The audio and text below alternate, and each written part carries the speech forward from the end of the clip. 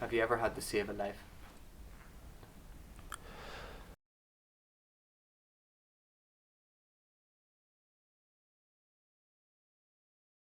My name's Jordan Brown.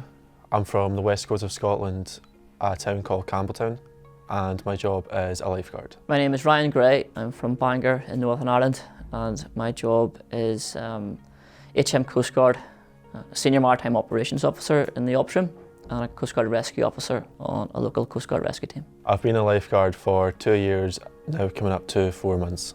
I've worked for the Coastguard for a little over 10 years now. I've been a lifeguard at a water park, a lake in America, and currently a private pool and spa. Primarily, I work here in Bangor in the Operations Centre. However, when I'm not in the Operations Centre, I'm on call at home on the pager, primarily between Belfast and the Ards Peninsula, down as far as maybe Portaferry. The K9 search and rescue side of things came along a lot later. I'm often getting called out in the middle of the night in the pouring rain to look for people who don't really want to be found. And the dog is the best asset for that work. I think the role of K9 Search and Rescue here in Northern Ireland is absolutely vital. We've already proved ourselves. We deploy multiple searches alongside other emergency services. Not only do we have a high success rate, but it lowers the risk to humans searching along dangerous coastline. We can put the dog in and the dog will tell us very quickly if there's somebody there or not. I decided to become a lifeguard because back home the opportunity arose, I seen the course and I thought, why not give it a try? Gave it a try and I've loved the job ever since. Joining the Coast Guard for me was potentially by fluke. I seen the ad in the local paper.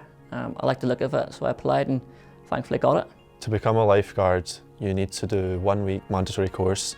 That gives you a qualification. After that, once you get employment, even if you don't have employment, you still need to do 2 weeks mandatory training sessions per month under an RLSS instructor. To join the Coast Guard, the training involved is continuous. Initially when we join in the option side of things, we spend about 1 week, on average a month, in our training centre in Southampton, the south coast of England, where we go through a number of assessments and examinations before coming back on station and practicing that. As a volunteer in the Coast Guard rescue team, we have to do training in water rescue, first aid. We specialise in mud rescue also in my particular team, so we have to do that. And there's also cliff rescue teams. I take fitness very seriously as part of my job. I'm in the gym 5 or 6 times a week, working on different aspects of fitness, because you never know what aspect you're really going to need, whether it's swimming out to tow someone in or lifting them onto the side of the pool or even a beach. Fitness within HM Coast Guard, you do have to be fairly fit. Normally when a call drops, we've got a lot of adrenaline behind us, and that helps us massively. The daily routine of a private pool lifeguard is you'll get to the facility, you'll open up the pools, check chlorine levels, pH levels, check things like toilet rolls, all that kind of stuff. And then you will get onto your station, other lifeguards will come in, and you'll start your rotations and watching the pools. Daily routine for myself in the operations centre is we monitor shipping, we take routine telephone calls, we issue the shipping forecast, as well as routine VHF calls on the radio. In the emergency side of things, when the 999 goes or we get a mayday on the radio, we'll have one operator. More than likely we'll stay on the call with the person, and then the whole rest of the team will become involved. We search plan, we task Coast Guard rescue teams, Coast Guard helicopters, lifeboats, police, fire, ambulance if we need them. So the daily routine is very varied. A water park lifeguard is a lot more different in the aspect that you're always watching, like you're always on a station. At this particular moment, a little child, she was the right height to go on the slide.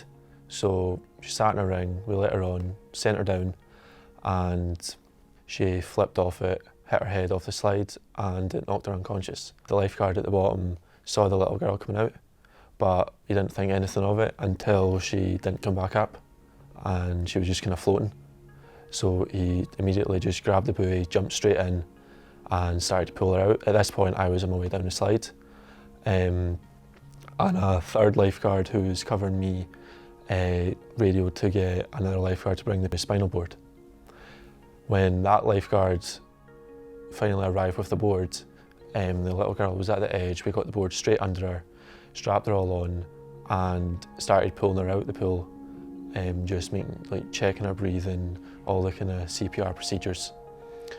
Once she was out of the pool, we realised she's unconscious, she's not breathing, and at this point we immediately need to start CPR. So we all started CPR, got the mask, and we're rotating, somebody stabilising the head, somebody giving breaths, and somebody doing chest compressions. And at this point a defib was called for, and so was 999. The defib arrived, we got it straight on her body and started checking for it if it was needing any shocks.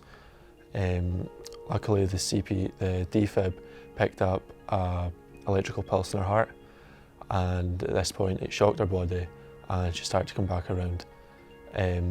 Emergency services came straight on the scene because luckily where the water park was placed we had on-site emergency services.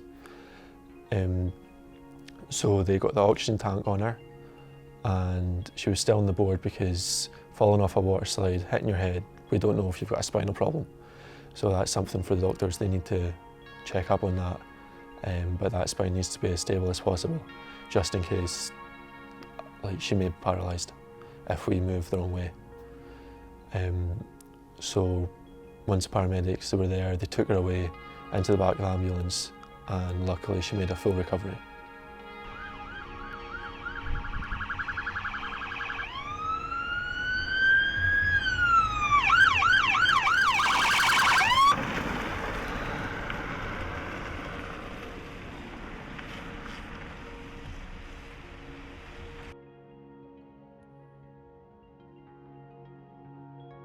Recently, I was involved in saving a life. As I got to that person, they took a firm grip of my hand, and straight away I could feel a lot of emotion almost from that person.